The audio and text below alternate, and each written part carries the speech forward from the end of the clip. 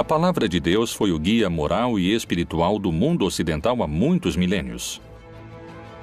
Porém, a mensagem divina chegou a nós através de intermediários. Meu professor de teologia nos dizia: tradutore, traditore, tradutor, traidor. Se o tradutor não concorda com o autor, muda o autor. E como lemos o texto do tradutor, acreditamos que o autor escreveu aquilo. Quem foram os escolhidos para trazer os ensinamentos de Deus a todos nós? Foi Moisés realmente encarregado de levar seu povo através do deserto por uma mensagem divina? Os 10 mandamentos que conhecemos hoje são os que Deus deu a Moisés? Ou existiram outros que foram escondidos? Quando Deus fala da lei a Moisés, ele o manda ler 10 mandamentos. Porém, temos mais de 600 mandamentos que são entregues ao povo. Quem são as pessoas que dizem ser os atuais mensageiros de Deus? Deus deve poder falar através de algumas pessoas hoje. De certa forma, eles são como os anjos, eles são mensageiros de Deus. Pode a igreja assassinar a quem entregou uma mensagem diferente daquela que sua instituição pretendia? Chegaram novos mensageiros de Deus à América Latina que a igreja não reconhece? Um santo pagão é um termo com o qual se quer apelidar a pessoas que já morreram e que o povo ou determinado grupo o considera santo. Segundo a Bíblia, a palavra de Deus chega até nós através de seus vários mensageiros. Mas desde profetas bíblicos até sacerdotes medievais e delinquentes convertidos em santos pelo povo, todos têm sua mensagem e discordam entre si. Alguém diz a verdade e alguém mente? Qual é a verdadeira mensagem que Deus quis transmitir? Mensageiros de Deus. Verdadeiros profetas ou farsantes profissionais? Cairo, Egito. É hoje uma populosa metrópole com mais de 8 milhões de habitantes. As margens do rio Nilo foram durante milênios o epicentro político da região. Para a tradição judaico-cristã, foi nessa região onde Deus começou a deixar seu rastro mais profundo na civilização. O povo judeu vivia sob o domínio cruel do faraó do Egito. Mas um dia nasceu o homem que daria início à insurreição. E o rei do Egito falou às parteiras das hebreias, das quais uma delas era Sifrá e a outra Puá, e disse: quando ajudardes a dar à luz as hebreias e as virdes sobre os assentos, se for filho, matai-o, mas se for filha, deixe-a viva. No lar de Moisés, a mãe ficou grávida, teve seu filho e o escondeu durante 3 meses, por temor que o ferissem ou que o faraó o matasse. O colocou em uma arca com betume e o deixou no rio Nilo, em um lugar de juncos, para que não houvesse perigo de que se afogasse. E o menino foi descoberto pela filha do faraó. Ela o pegou e viu que era um menino hebreu desde o primeiro momento. Ela viu que era um menino hebreu e naquele momento se encontrava ali a irmã de Moisés. Ela disse à filha do faraó que conseguiria uma ama de leite, e a ama de leite que ela conseguiu era a mãe de Moisés. Desde as origens, tem aqueles que duvidam dos relatos da vida e do nascimento do mensageiro mais notável da história bíblica. Assim são os mitos, porque hoje você coloca um bebê em um cesto de vime e afunda, né? Acredito que se usava boias naquela época, é isso. Só que, além disso, são tão acertados os mitos, não resgata qualquer mulher, ou resgata exatamente a filha do faraó, né? E permite que a mãe judia, que é outra coincidência mítica, seja ama de leite. Por que deveria ser tão importante no decorrer de sua história o fato de ser criado pela corte do faraó?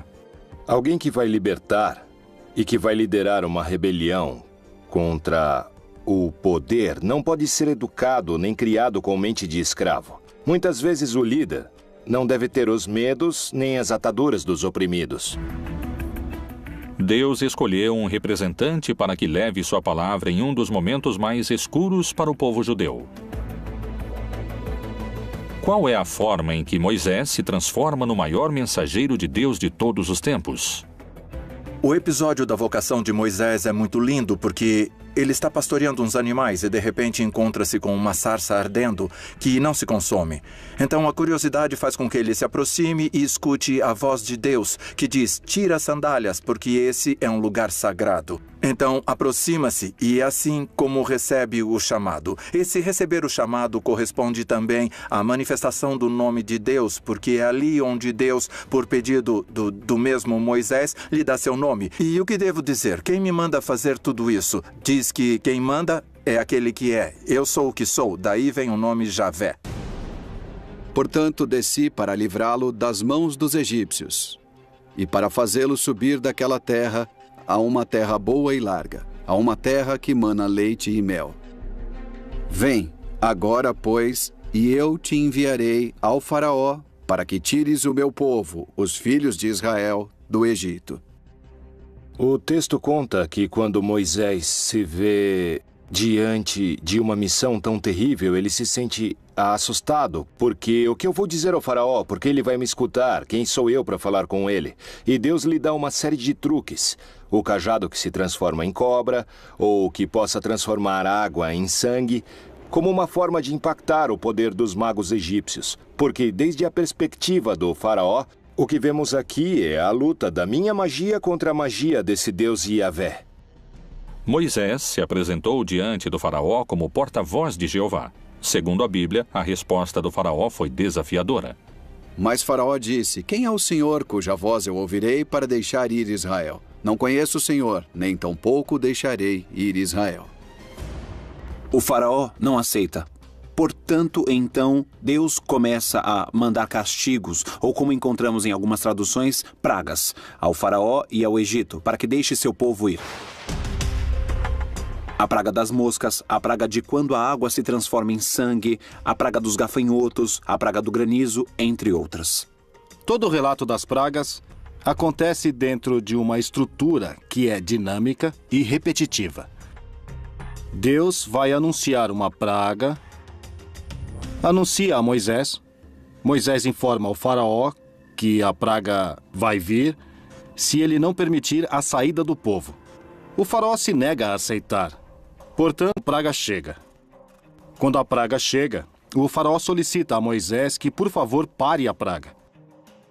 Moisés volta a Deus, pede que a praga pare, Deus age e a praga para. E quando a praga para, o faraó volta a endurecer seu coração e então começa novamente o ciclo com uma nova praga. Enfim, chega a última praga, que é a que finalmente faz o faraó aceitar, é a morte dos primogênitos. Morre o filho primogênito dele e ele deixa seu povo ir em liberdade. Depois das 10 pragas do Egito, Moisés conseguiu a liberdade do povo judeu. Guiados pelo profeta, começaram um longo percurso em direção à terra prometida, no que se conheceu como o Êxodo. Na narração do Êxodo, Moisés vai recebendo paulatinamente as indicações do que deve fazer. Moisés é alguém que vai forjar um grupo de escravos com mentalidade escrava. Vai formar uma nova nação. E por isso, dizia um comentarista rabínico, foi mais difícil tirar o Egito dos judeus do que tirar os judeus do Egito, porque a mentalidade escrava perdura. Por isso, segundo a narrativa, são 40 anos de travessia no deserto para gerar uma mudança de mentalidade. Segundo o que diz a Bíblia, diante deles, durante os longos anos que durou o Êxodo, encontravam-se guiados por Deus. E o Senhor ia adiante deles de dia numa coluna de nuvem para os guiar pelo caminho, e de noite numa coluna de fogo para os iluminar, para que caminhassem de dia e de noite.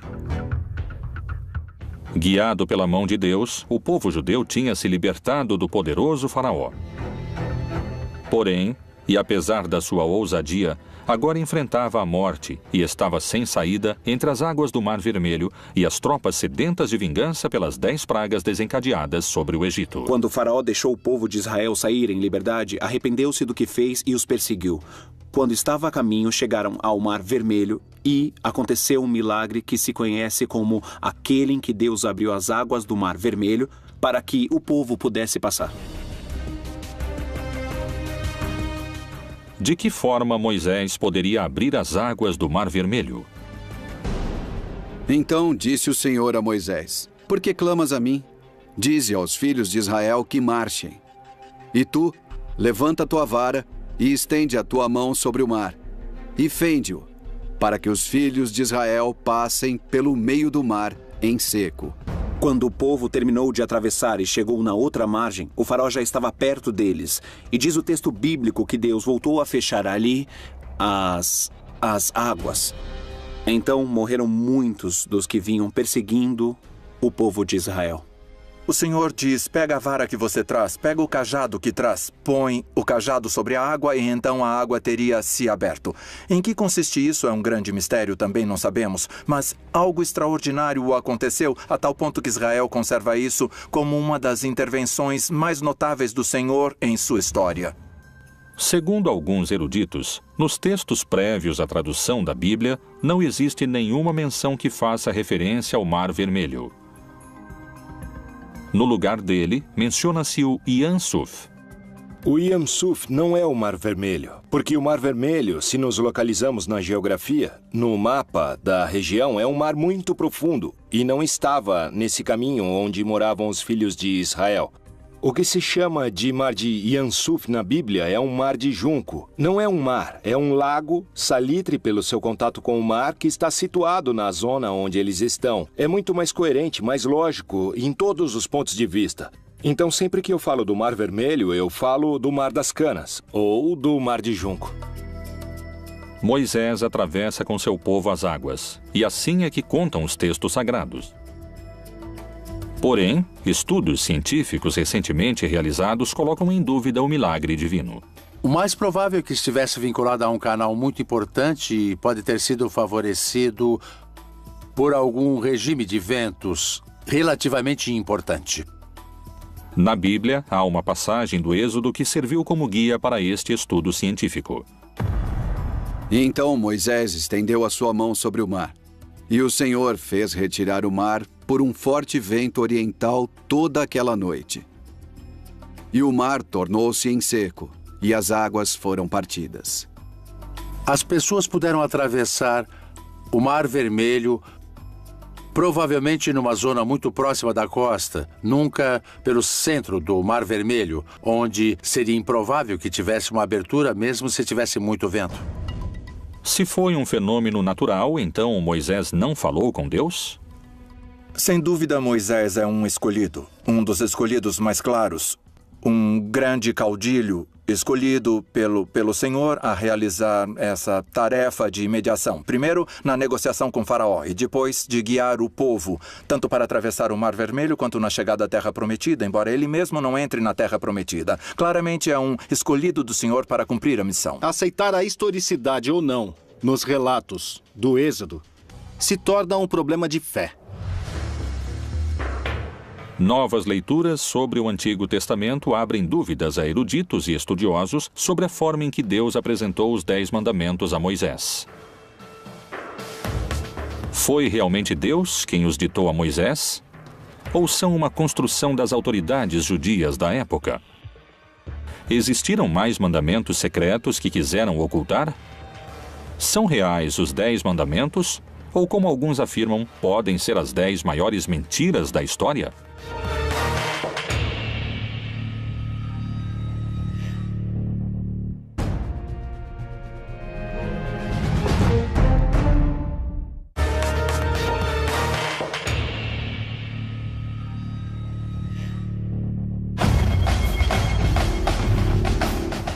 Moisés, o principal mensageiro divino, seguia em frente através do deserto guiado por Deus, levando seu povo à sua libertação. As pragas e o longo êxodo pareciam estar chegando a seu fim. Egito, Península do Sinai. O Monte Sinai é um dos maiores picos do Egito. Com 2.285 metros acima do nível do mar, é um dos lugares mais próximos aos céus na região. E é aqui, nesse cume, onde Moisés selou a aliança de seu povo com Deus. O encontro do povo com Deus se dá no Monte Sinai. O povo embaixo do Monte Sinai e acima Deus falando, mas parece que sua voz é forte. Tão forte como os trovões. Então o povo diz a Moisés, a voz de Deus nos assusta. Por que você não sobe e ele te fala aquilo que quer nos dizer e você vem e nos conta? E é assim que Moisés faz. E ali recebe diretamente as 2 tábuas da lei. De uma parte, todas as indicações daquilo que tem a ver com a sua responsabilidade de aliança, ou seja, de reconhecer a Deus e render a Deus o culto próprio de Deus, a primeira tábua da lei. E depois toda a série de indicações no que diz respeito à justiça com os outros seres humanos, a segunda tábua da lei. Os 10 mandamentos que conhecemos hoje são os que Deus deu a Moisés? Ou houve mais e foram manipulados? Quando falamos dos mandamentos da Bíblia, não há somente 10. O Pentateuco está cheio de leis. Há muitas listas de mandamentos em Números, no Levítico e mesmo no Êxodo, não é? São chamados de mandamentos ou leis, simplesmente. São propostas ou ordens que vão ser entregues a um povo e aos líderes para que possam ter uma boa maneira de viver. Rabinos que criaram a tradição judaica organizaram um sistema no qual todo o texto da Torá se traduz em 613 preceitos. Em hebraico, os chamamos de mitzvot, os quais todo judeu está obrigado a cumprir. A relação entre Moisés e Deus se repetiu em outras religiões e em outros mitos, mas com distintos protagonistas. A semelhança dessas histórias é assombrosa. Pôde Moisés ter copiado a outros profetas do passado? Moisés também pode ser um arquétipo. 500 anos antes de Moisés, Hammurabi, rei da Babilônia, subiu a montanha sagrada e o Deus Sol lhe deu a lei gravada em pedra para reger a humanidade. Não esqueçamos que Maomé também subiu a montanha sagrada, se impulsa em uma pedra sagrada. E Deus, que em árabe se chama Allah, não é outro Deus. É simplesmente a tradução da palavra Deus, só que em árabe. Lhe dá o Corão. Então, Moisés tem que fazer o mesmo que os grandes líderes para que o povo creia que essa lei foi Deus que mandou. Foram os 10 mandamentos o resultado do encontro entre Moisés e Deus? Ou isto nunca aconteceu? Os 10 mandamentos já eram lei no Egito. E o Egito vai pegar da Mesopotâmia, da Babilônia e dos assírios. Eles já tinham umas leis muito parecidas, que é uma espécie de um código de ética civil. Para que não nos matemos, para que não roubem minha terra. É quando surge a propriedade privada. Não toquem em minhas vacas. Se os mandamentos foram escritos pelas autoridades da época, o que aconteceu no Monte Sinai? Muitos especialistas afirmam que os 10 mandamentos poderiam muito bem ter sido mais numerosos, ou poderiam ter sido distintos. Qual é a versão bíblica desse encontro e a escritura nas tábuas da lei? E deu a Moisés, quando acabou de falar com ele no Monte Sinai, as 2 tábuas do testemunho. Tábuas de pedra escritas pelo dedo de Deus. Quando Moisés desce, conta a história bíblica, ele vê o povo adorando a um bezerro de ouro, mas eles chamam de Yahvé ou Jeová. Dão-lhe o nome de Deus, mas aqui o problema é que lhe deram a imagem de Deus. E um dos mandamentos é que você não deve lhe dar imagem, porque se você dá imagem a Deus, você pode controlar a imagem. E aconteceu que, chegando Moisés ao arraial, e vendo o bezerro e as danças, acendeu-se-lhe o furor, e arremessou as tábuas das suas mãos, e quebrou-as ao pé do monte. Os 10 mandamentos estão escritos em 2 tábuas, e houve 2 edições dessas 2 tábuas. A diferença entre uma e outra é que, segundo a Torá, no primeiro caso, Deus escreveu com sua própria mão as tábuas, e no segundo caso, Deus ditava e Moisés escrevia, o que nos dá lugar a pensar que ali Existe uma brecha. Meu professor de teologia nos dizia tradutore, traditore, tradutor, traidor. Se o tradutor não concorda com o autor, muda o autor. E os que lemos ao tradutor, acreditamos que o autor falou isso. Os 10 mandamentos e a forma em que foram entregues a seu mensageiro continuam sendo um mistério, e para muitos, puderam ter sido manipulados. Disse mais o Senhor a Moisés: escreve estas palavras, porque conforme ao teor destas palavras, tenho feito aliança contigo e com Israel. Pôde ter Moisés manipulado os textos ou foi uma mensagem de Deus? Todas as tradições religiosas pressupõem que os profetas e aqueles que transmitiram essas mensagens e esses textos agiam com credibilidade e com paixão em busca da verdade. Então, com essa suposição, você diria, bom, seria muito estranho se alguém se atrever a adicionar ou tirar algo da mensagem divina. Foram os textos canônicos que envolveram a Moisés os únicos que relatam o que Deus quis transmitir sobre os mandamentos que hoje conhecemos? Ou houve outros que oferecem uma versão distinta? No começo do século II e até o século V, se escreveram distintos evangelhos. Ou seja, já não pertencem à época dos apóstolos, nem dos discípulos dos apóstolos. Existem livros apócrifos tanto no Novo Testamento como no Antigo Testamento. Dentro dos apócrifos do Antigo Testamento, encontramos uma comunidade chamada Essênios, que era uma seita judaica que vão produzir uma série de textos. E um desses textos nos fala sobre uma das tábuas e das 2 tábuas, dos 2 momentos em que fazem as tábuas. E vai se propor que a razão pela qual mudam as tábuas é para endurecer todas as regras ali previstas, todas as normas previstas. A novidade dos grupos dos essênios é que haveria mandamentos novos. Por exemplo, o de se purificar em água 2 ou 3 vezes ao dia, o de se vestir de branco, o de preferir uma comida um pouco mais vegetariana e frugal que o resto dos judeus, e a preferência por se abster das relações sexuais. Quais foram os verdadeiros mandamentos que Deus quis deixar de legado à humanidade? Foram os 10 mandamentos o resultado do encontro de Moisés com Deus? Os mais crentes acreditam que sim. Os teólogos mais céticos sustentam que são o resultado de anos de legislação judaica. Existem pessoas que em tempos modernos juram falar com Deus como fazia Moisés.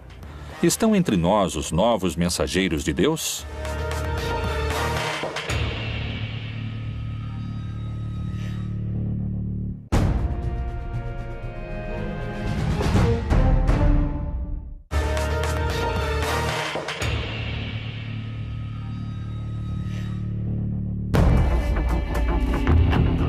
O encontro de Deus com Moisés, onde ele recebe os 10 mandamentos, continua sendo motivo de debate. Durante muitos anos, a Igreja tem tido distintos profetas que levaram a palavra bíblica. E muitos acreditam que as mensagens de Deus seguem, não se calaram, especialmente na América Latina. Em Centeno, Santa Fé, na República Argentina, está localizado o Santuário de Maria Rosa Mística.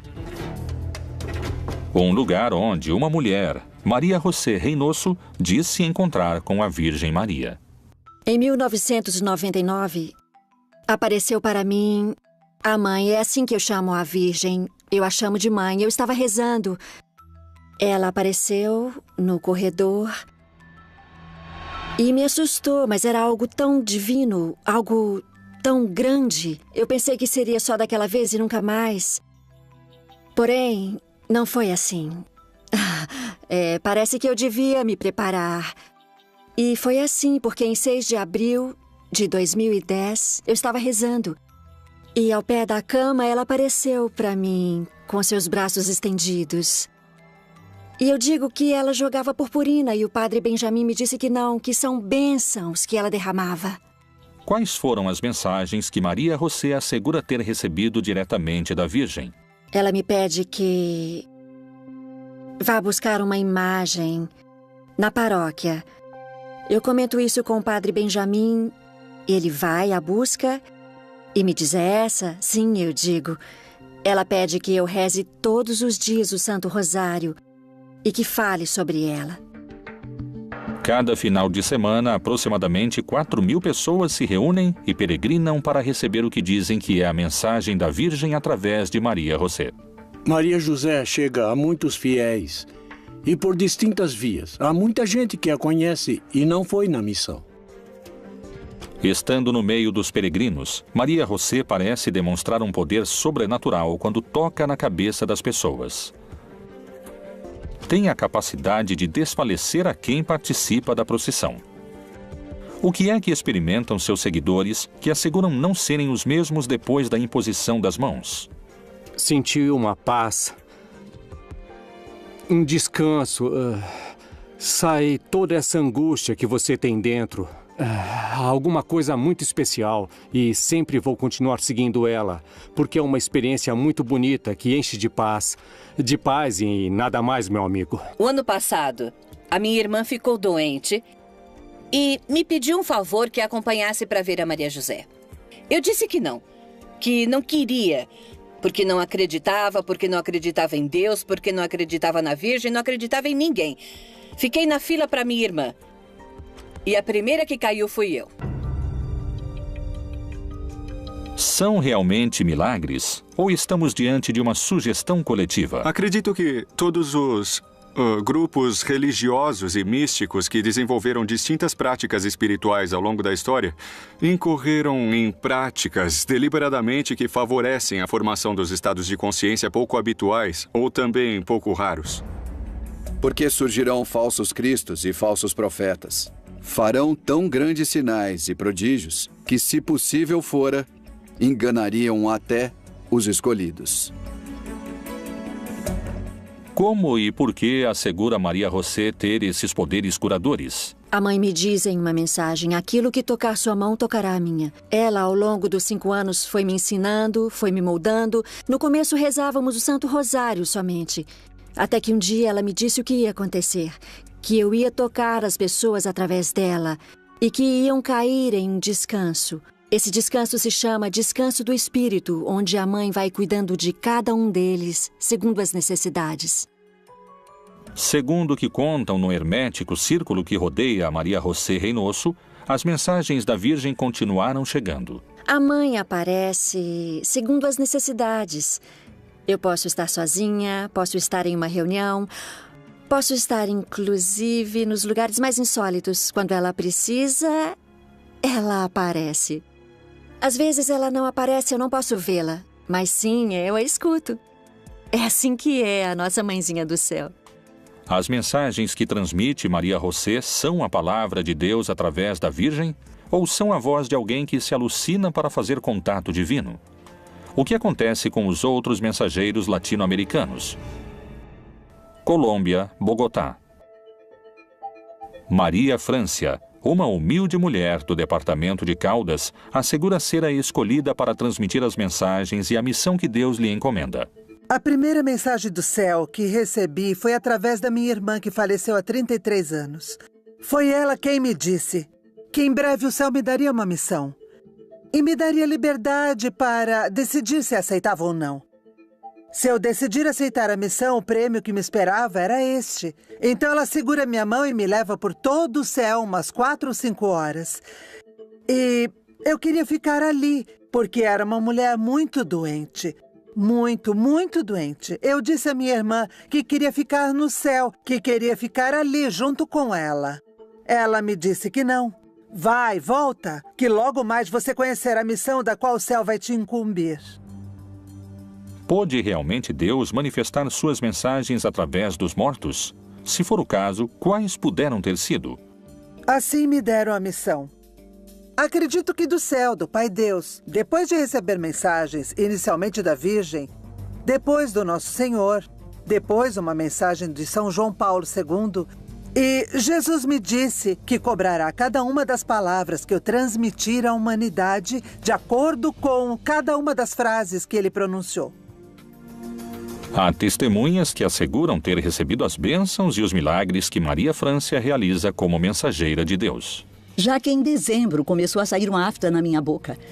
Eu fui ao médico e ele me encaminhou ao especialista. 8 dias depois voltei para buscar meus exames e acabou sendo câncer. E então chovia e eu fiquei ali parada na grade e passaram pela minha cabeça tantas coisas. Então olhei para aquela poça e ali havia uma luzinha que brilhava naquela poça d'água. Me ajoelhei e eu a peguei. Imaginem que naquela poça d'água eu vi a Virgenzinha. Era a Virgem de La Milagrosa, a Virgem que adoram aqui. A Maria Fernanda e o William são intermediários de Deus. E eu acredito firmemente que, através deles, Deus e a Virgem se comunicam com nós, nos dão suas mensagens e nos deixam conhecer muito do caminho e da vida deles. E assim eu continuei vindo. Então aconteceu que, 3 meses depois dela ter colocado as mãos em mim, me disseram que eu estava curada. Eu já não tinha mais nada. Graças a Deus e à Santíssima Virgem, me curei. A Bíblia parece contemplar a possibilidade dos mensageiros.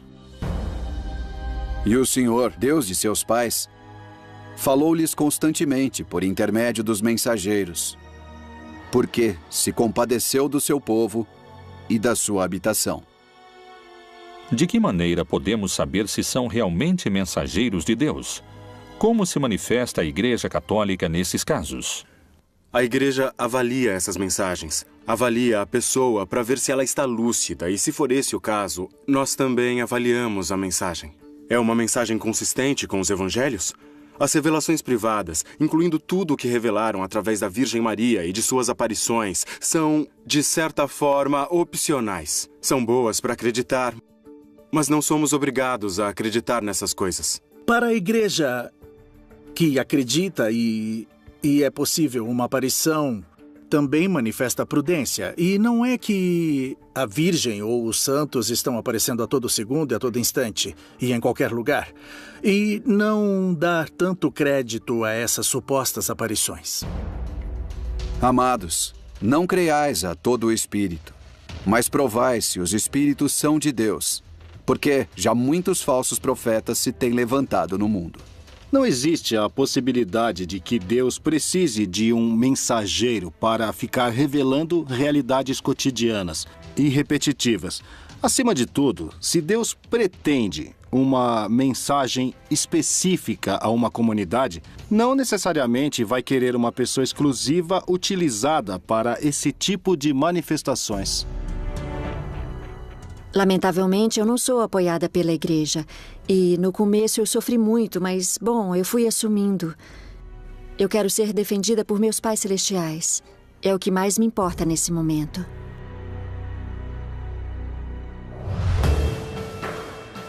Os supostos porta-vozes de Deus propagam sua influência.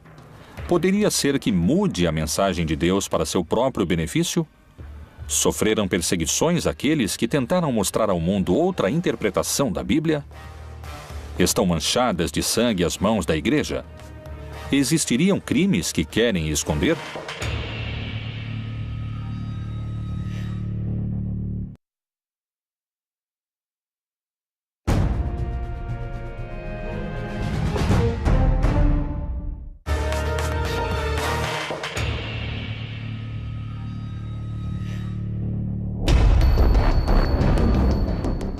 Os mensageiros de Deus não só se encontram nas passagens bíblicas, mas também, como alguns asseguram, se encontram hoje trabalhando entre nós, além das páginas do livro sagrado.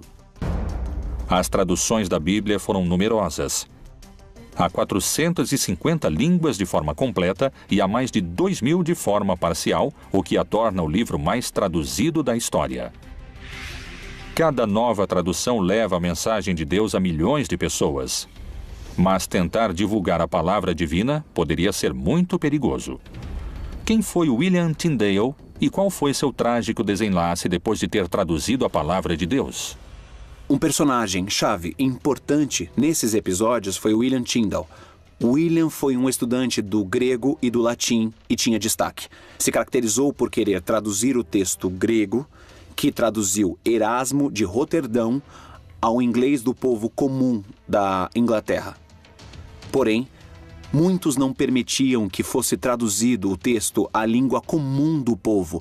E isso não só aconteceu na Inglaterra, mas também na Alemanha, na Suíça e nos Países Baixos. Tyndale foi caçado pela igreja, porque a igreja acreditava que o povo não deveria contar com a Bíblia no seu próprio idioma, nem o Pai Nosso podia ser repetido em inglês, tudo tinha que ser em latim.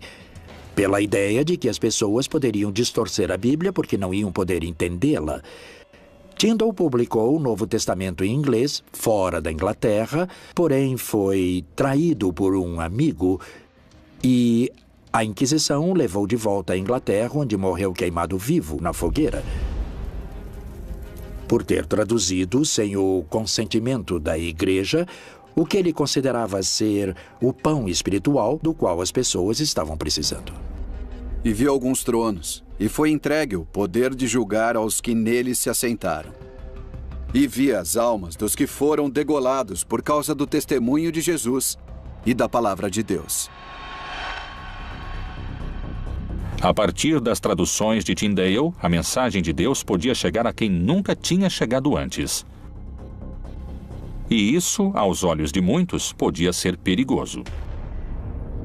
A Igreja Católica continuou condenando a tradução da Bíblia, sobretudo porque o povo católico é muito ignorante da Bíblia, portanto, incapaz de questionar os textos bíblicos, que na prática estavam todos proibidos.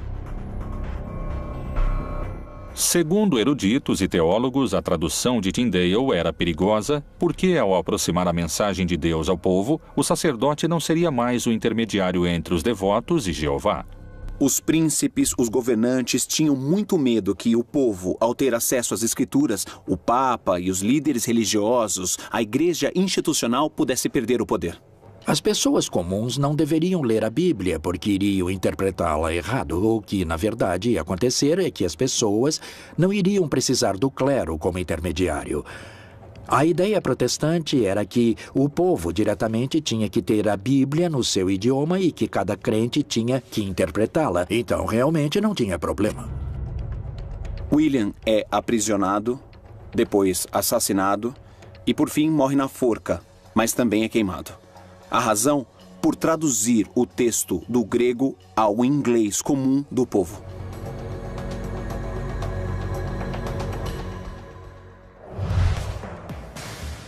Segundo peritos, são tantos os intérpretes e as mensagens que a mensagem de Deus começa a ficar confusa. Poderia ser esse um dos motivos pelos quais muitas pessoas se inclinam a acreditar nos santos populares? Qual a diferença entre os santos e os aceitos pela igreja? Falar em mensageiros de Deus não pode se limitar à Bíblia e ao cristianismo. Criminosos, ladrões e assassinos que hoje muitos consideram como os verdadeiros mensageiros de Deus.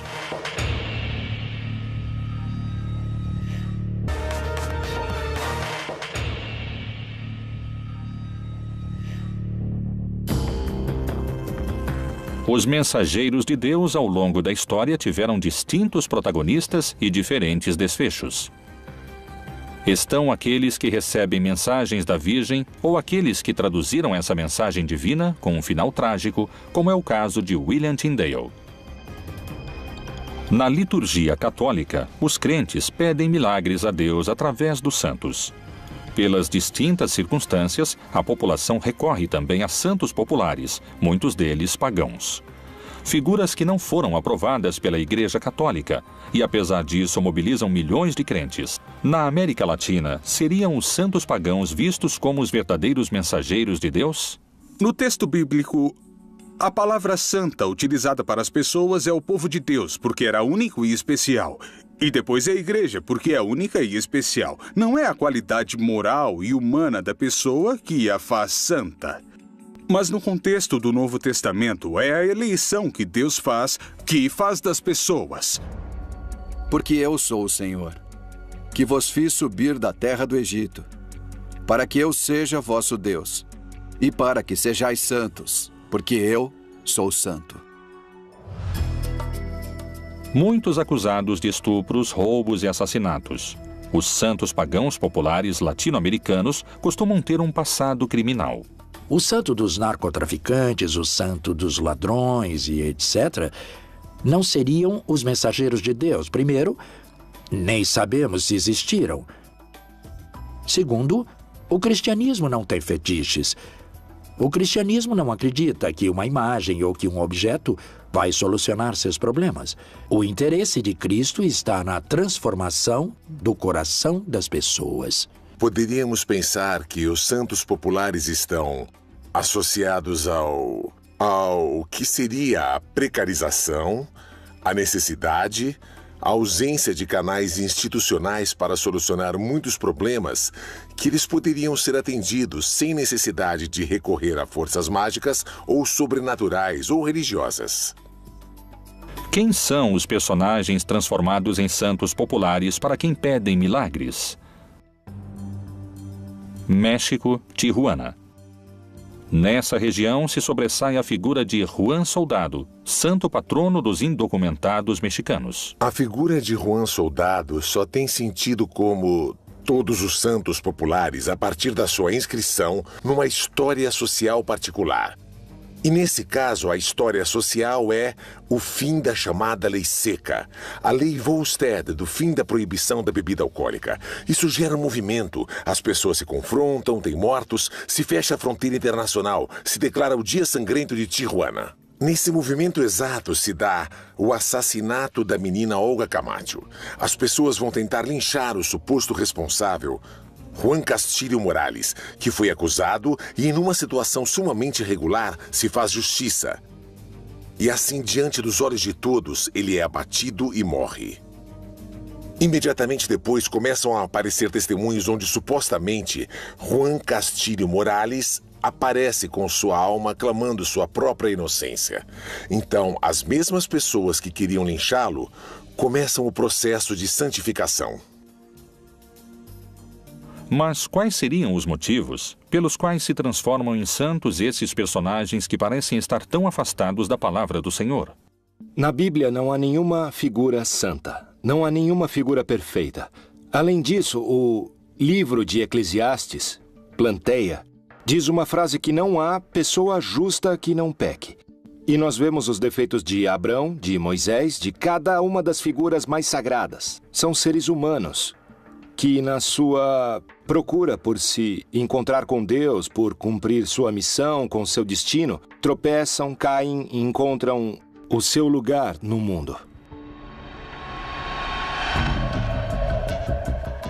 Outro dos santos pagãos mais populares é conhecido como Santa Muerte. A origem dessa crença data da época pré-hispânica e está relacionada com os deuses astecas e maias. Por que aquelas pessoas que vivem vidas marcadas pela violência veneram a esse santo pagão? O culto a Santa Muerte nasce de uma contínua exposição a perder a vida. Pensa-se que o dono da vida é a morte. Então eu o adoro, eu lhe peço para não perder a vida em um contexto de violência e de morte. O culto à Santa Morte é um culto onde se misturam cultos típicos da violenta realidade carcerária que tem a ver com a manipulação de ossos, de cadáveres em determinados momentos rituais. Essas pessoas que provêm de setores populares levam a religiosidade dos setores populares também às cadeias. E nas cadeias se mistura com outro elemento também importante, que é o elemento da violência. E para fazer a diferença entre o santo e o profano, e entre o imundo e o limpo. A Santa Muerte é um culto aberrante e contraditório desde o ponto de vista católico. Não só não são mensageiros de Deus, são um perigo para quem entra nessas práticas e para quem se incorpora às filas dessas pseudo-religiões. Por que esses santos são venerados cada dia por mais pessoas se seu passado se relaciona com a violência e a morte? Os santos pagãos respondem a essas necessidades específicas das pessoas porque sempre há pobreza, sempre houve injustiça econômica. em todos os povos. Então, esses personagens e esses outros líderes alternativos vão dizer: venham, há um lugar para vocês se nas suas igrejas, nos seus governos e nas suas sociedades e nas suas famílias não aceitam vocês, nós sim aceitamos. E é claro que as pessoas vão responder a isso. Ocupariam os santos pagãos lugares de contenção que outras instituições não souberam atender? Seria essa uma forma plebeia e rebelde de se comunicar com Deus, na qual o povo estabelece seus próprios mensageiros?